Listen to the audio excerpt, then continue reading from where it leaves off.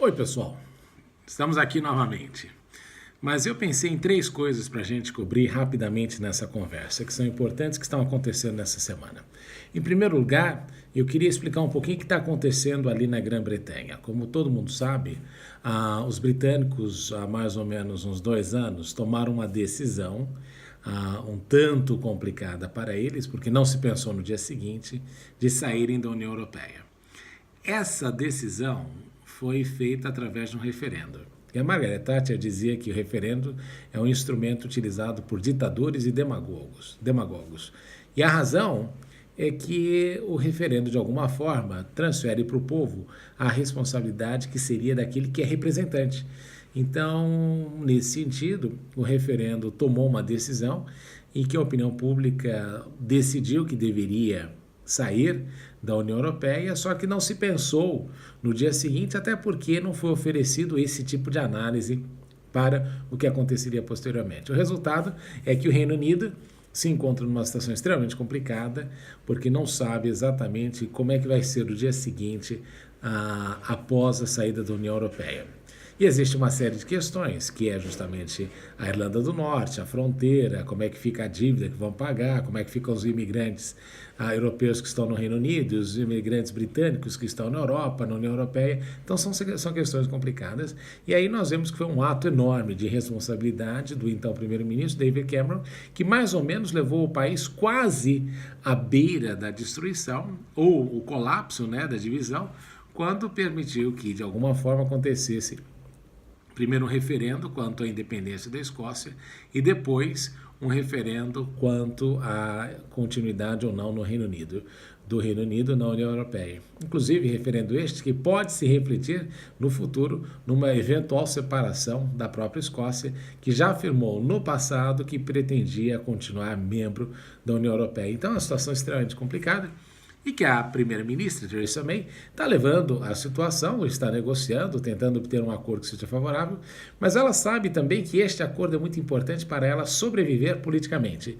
Porque alguns já começam a falar da necessidade de se ter um novo referendo, difícil de acontecer, mas sempre uma possibilidade, e também se pensa aí uma saída mais dura, não haver negociação, o que seria traumático para a Grã-Bretanha. Então, o que nós precisamos entender nessa situação é fundamental uma coisa. Primeiro, um ato de responsabilidade do David Cameron.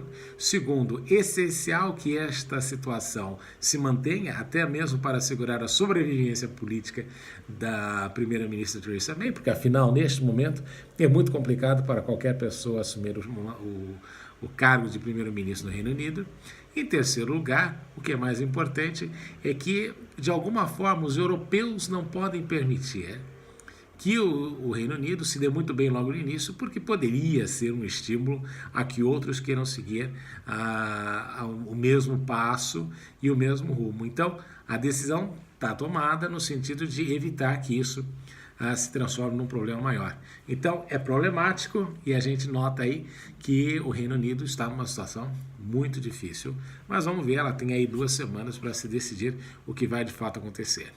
A segunda coisa importante dessa semana é a reunião do G20, em que nós vamos ter efetivamente o reencontro de Donald Trump com o presidente Xi Jinping da China, e a questão ali é verificar se esta guerra comercial vai continuar. Agora é importante enfatizar, porque nós estamos pensando somente na questão do déficit que existe na exportação a favor da China de mais de 600 bilhões de dólares. Esse é um fator, mas o fator primordial é que a China está num processo de transição, inclusive na sua forma econômica, na sua situação econômica, porque a China está naquilo que ela sofre, do problema da armadilha, de ser um país de classe média, e essa ascensão é mais complicada de acontecer.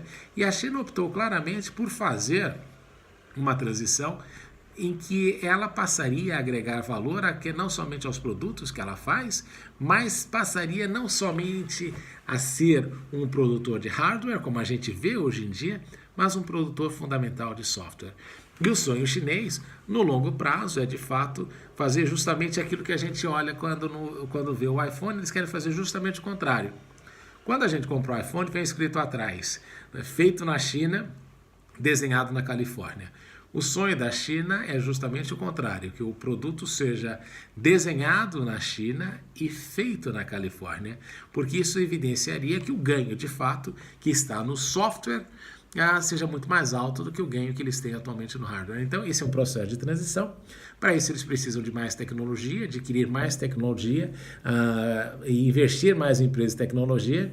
E aí é que reside todo o problema com os Estados Unidos, que não entendem que devem, de alguma forma, ceder qualquer tipo de tecnologia a mais para a China, inclusive por uma questão de sobrevivência no longo prazo. Então, a discussão fundamental ali não é só o déficit fiscal de um para o outro, o déficit de importação e exportação entre um e outro, mas é a questão tecnológica, e prestem atenção, porque esta questão tecnológica é que de alguma forma vai fazer com que a China passe e vença essa armadilha da classe média ao agregar produtos de valor muito maior, que é justamente a produção do software. Uma coisa que todo mundo quer, mas que toma muito tempo e muito investimento, e a China nos últimos anos tem estado disposta a fazer isso. E a terceira coisa, eu estou na China, não posso deixar de falar novamente da necessidade aí de um diálogo mais aberto entre o Brasil e a China. E eu já disse isso anteriormente.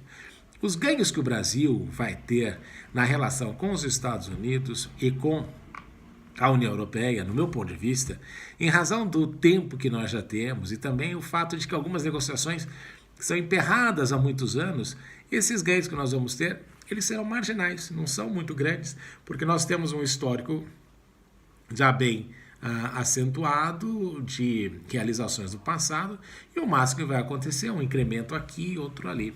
Enquanto que na China nós temos um potencial mercado de 1,3 bilhões de pessoas que se encontram naquela transição, que eu já comentei antes, de fábrica global para o maior mercado global. Então pensa o seguinte, se você tiver 10 pessoas com uma renda per capita de 10 mil dólares, elas vão consumir no total mais do que uma pessoa com uma renda per capita de 40, 50, 60 mil dólares.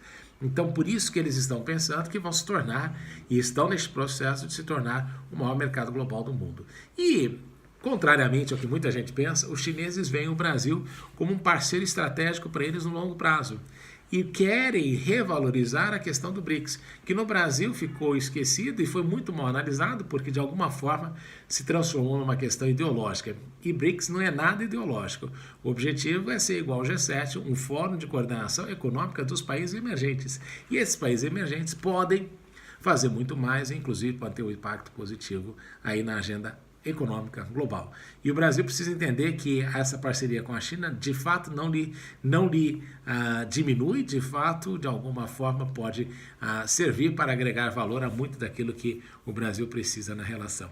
Então, o Brasil se torna um parceiro importante, que ele é um país que é BRICS, é um país que é CPLP, é um país que tem um acordo de comércio com os países sul-americanos, que a gente chama de Mercosul, que precisa ser modificado para uma área de livre comércio, mas nós temos isso, e o Brasil está inserido em algumas outras coisas que de alguma forma dão um maior peso para o país internacionalmente. Então, é importante que a gente entenda muito claramente que o Brasil é um parceiro estratégico para a China.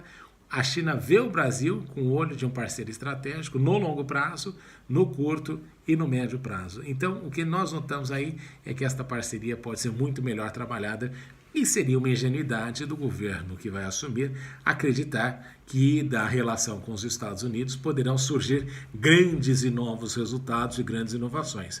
Os ganhos, como eu disse, serão marginais, enquanto com a China o resultado será exponencial. Isso eu falo porque eu noto aqui, observando o interesse que eles têm no Brasil. Então, essas são algumas coisas que nós vemos que estão acontecendo na política internacional e que, de alguma forma, vão afetar aí, os próximos anos do globo. Agora, esta reunião de Buenos Aires é extremamente importante, porque justamente nós vamos ter aí uma definição do que vai acontecer na situação econômica global, porque também ninguém está querendo que uma guerra comercial aconteça. Mas se vier a acontecer, os brasileiros têm que entender que em todo grande desafio apresenta uma oportunidade. O Brasil pode, com certeza, se beneficiar, se pensar estrategicamente dos dois lados que se encontram em conflito. Então, era isso que eu queria comentar. Estou sempre à disposição. Se vocês quiserem mandar alguma pergunta, é só me mandar, tá bom? Um grande abraço e uma semana boa para todo mundo.